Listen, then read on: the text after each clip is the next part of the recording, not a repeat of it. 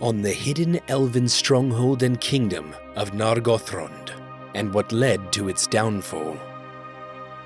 Hello, and welcome back to another video from Secrets of the Rings.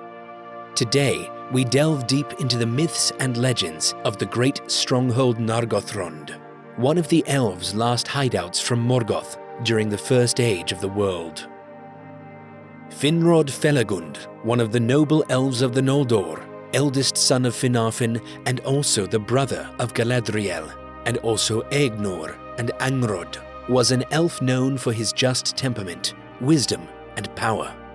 He was also a traveler, having a taste for adventures and discovering new places for his kin.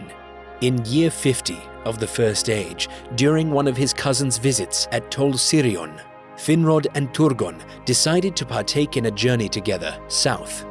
While they were resting at the Meres of Twilight, the Valar Ulmo visited them, and while putting them into a deep sleep, they were guided to search for hidden places, in the event Morgoth's forces managed to break siege and cause destruction upon the land. After his journey with Turgon, Finrod became quite dedicated in finding new paths for his kin to remain at peace, undisturbed. His search for a perfect hideout would come not long after, during one of his travels while visiting King Thingol with his sister Galadriel. Thingol had told him of a secret place, a place that may be perfect for Finrod's new realm. After leaving the land of the Girdle and his cousin, Felagund discovered caverns in Narog. After receiving maps of the region and inspecting the area, he knew that it would be the perfect place to build the fortress of his dreams, and so it was. The construction began in the year 52 of the First Age, taking over 50 more years to be completed, even with the help of the dwarves themselves and all their knowledge in the craft. Although at first the dwarven tribe that lived there were first commissioned to help in the construction, they were later expelled after their chieftain, Mim, tried to murder Finrod in his sleep. They were replaced by the dwarves of the Blue Mountains. When completed, a great feast was cast, and gifts exchanged. Important folk from all the land were invited, and great songs were sang that day. Finrod ruled the land with his wisdom and might, and the land flourished.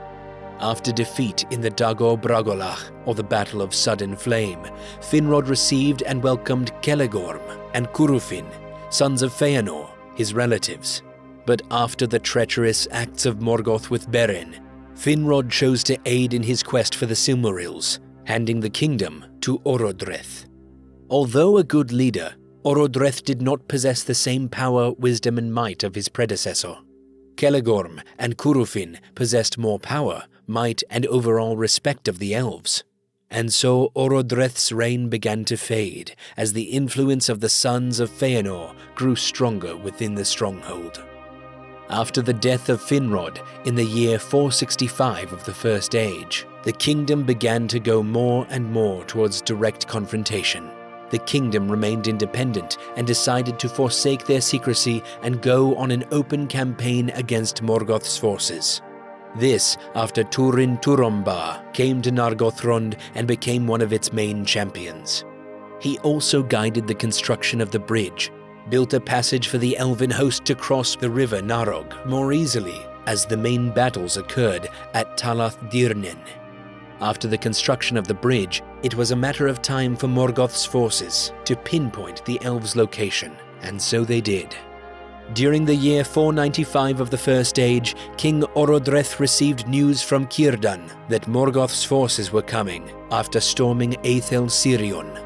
Círdan also advised to destroy the bridge and close the stronghold's gates, counsel which was well received by Orodreth but disputed by Turin Turambar, who chose not to follow the advice. During the autumn, the evil host of Glaurung, the father of dragons, first of his kind, stormed the region and broke the gates, leading the elvish forces to their ultimate demise. All remaining citizens caught in the battle were ultimately killed or enslaved during that period. The bridge ended up being a folly for the elvish host, as it had proved too strong to be destroyed during the battle to stop the incoming enemy forces. After this, Glaurung took the stronghold for himself and resided there for over 5 years. guarding his new conquered horde. The dragon left to assail Turin Turambar, who was rumored to be northeast of Bresil, but was ultimately killed by Turin at the Cabed en Arras.